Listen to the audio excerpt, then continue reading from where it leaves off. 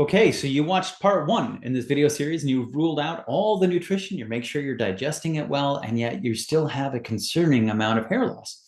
So let's ask some more questions to help determine specifically what you need. There is a hormonal piece to this, and there are two questions we're going to ask. And the first one is going to be, is this happening more in the second half of your cycle? Is there a part of your cycle where you notice more hair loss? Or maybe you're in menopause and now you're having that. Those two questions might guide you toward thinking that it is something called androgenic alopecia. What that means is that we have high levels of an androgen that is called dihydrotestosterone. Now, usually people think that women don't have a lot of testosterone. They have more estrogen, and that's true. But women do have testosterone as well, and it will convert in androgenic alopecia to DHT.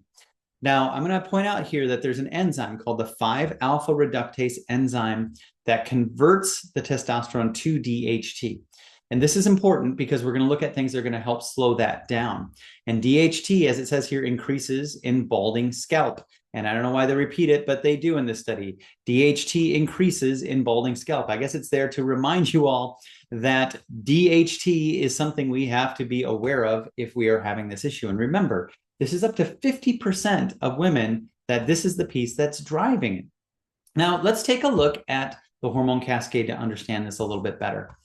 All of the hormones go through these changes, and we usually get them down to testosterone. Women, you want that too because it does give you some drive, but you do not want so much that it's making you grow hair on your face, right? That is the difference when you start to understand you're maybe having too much testosterone, or it could be dihydrotestosterone. And here's the point that I want to make for everybody that you're watching, and this is very important. A lot of times women have too much testosterone because they're taking an exogenous testosterone cream or a pellet, or even if it's bioidentical hormones, there is still this choice that has to happen in the body that testosterone has to turn into either estrogen or dihydrotestosterone.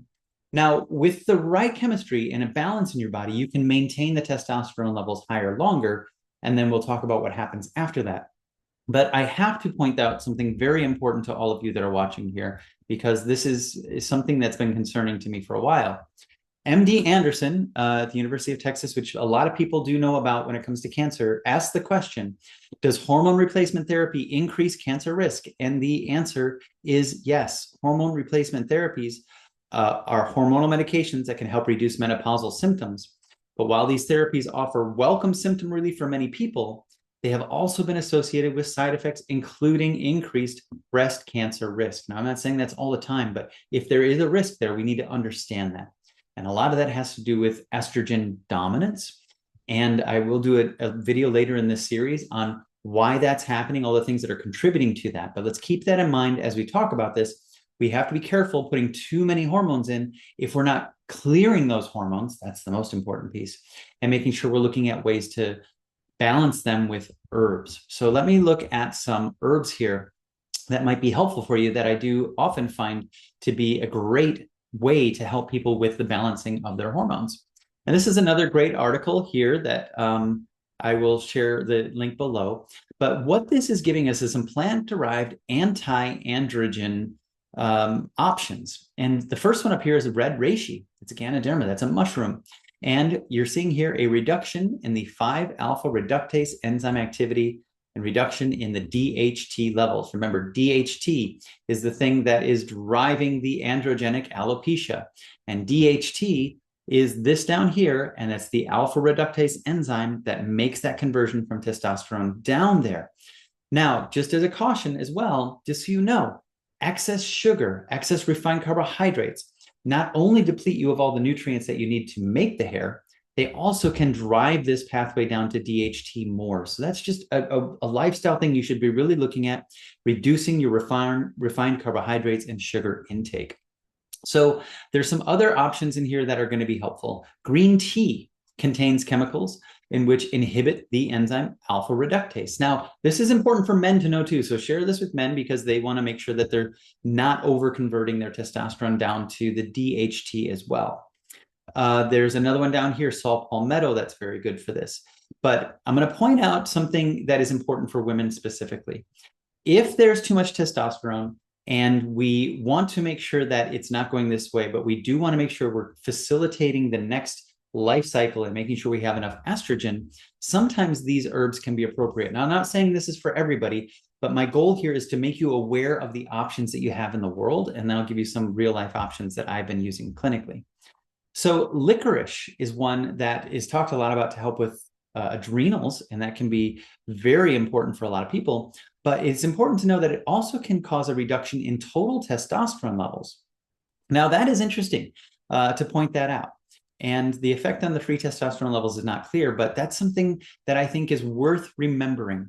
Now, this white peony is the other one that I want to point out because it actually inhibits the production of testosterone and promotes the activity of aromatase. That's the enzyme that converts the testosterone here into estrogen. And of course, sometimes people are being given estrogen as an exogenous hormone that bioidenticals. And I want us to really exhaust all of our options to help our body do it naturally before we start putting in excess, because even though that may seem easier in the short term, we know now it has these risks, and we don't want to have to fight too late those risks. And black cohosh is another herb that everybody should know about, but there's one more I'm sharing to the very end that I think is really cool for women to know about. But I'm often asked, okay, Dustin, and I didn't do this in the last video, what are some things that I can do specifically? And there is this company that makes these great herbals out of Australia. They're really, really powerful and well done. And this product called FemCo is one that I do find is important for people to have as an option when they do feel like maybe they are becoming testosterone dominant as women, growing too much facial hair. Now, not everybody should run out and grab this. I think you should maybe talk to a healthcare practitioner, but you should know that it's an option for you. And no, I'm not sponsored by them. I just want you to know about these options. So they have white peony in here in a 4-to-1 extract. And they have this schizandra fruit, which is a really cool blending herb. Not necessarily something you need to know about now, but it's a neat herb. The one that I want to talk about is this one, down here. And that is the shatavari root, or shatavari, depending on where you're from. And it's a form of actually an asparagus, which is really cool.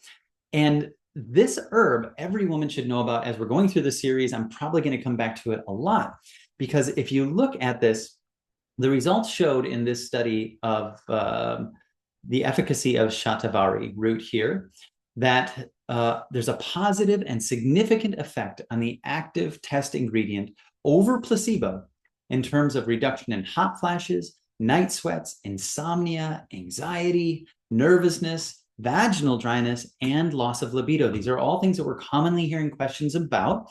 And so it's worth investigating that maybe there's a place in your life for this shatavari or this shatavari, whichever way you want to call it. This is the goal, is to give you these options that are going to be giving you side benefits as to potentially side risks and side effects that can be dangerous to your life. I want you all to know that there's many ways that you can achieve what you're looking for.